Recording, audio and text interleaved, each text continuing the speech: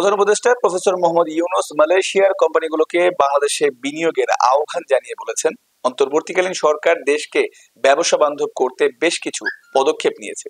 আমি যেভাবে সম্ভব ভেবেছিলাম অতীতে, বাংলাদেশে ব্যবসা সেভাবে এগোয়নি। উল্লেখ করে প্রধান উপদেষ্টা বলেন, নতুন বাংলাদেশে অনেক কিছু উঠে আসছে এবং এর মধ্যে একটি হচ্ছে ব্যবসার সম্ভাবনা। তিনি বলেন, বাংলাদেশ সম্ভাব্য সব উপায়ে ব্যবসা বান্ধব হওয়ার চেষ্টা করছে। বাংলাদেশকে বদলে দেওয়ার মধ্যে আমি সীমাহীন সম্ভাবনা খুঁজে পেয়েছি।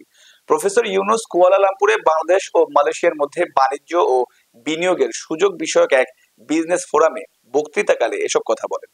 প্রবাসী বাংলাদেশী তরুণদের সুযোগ নিতে বিনিয়োগকারীদের প্রতি আহ্বান জানিয়ে প্রধান উপদেষ্টা বলেন, বাংলাদেশের তরুণ এবং সৃজনশীল মানুষ তৈরি করছে।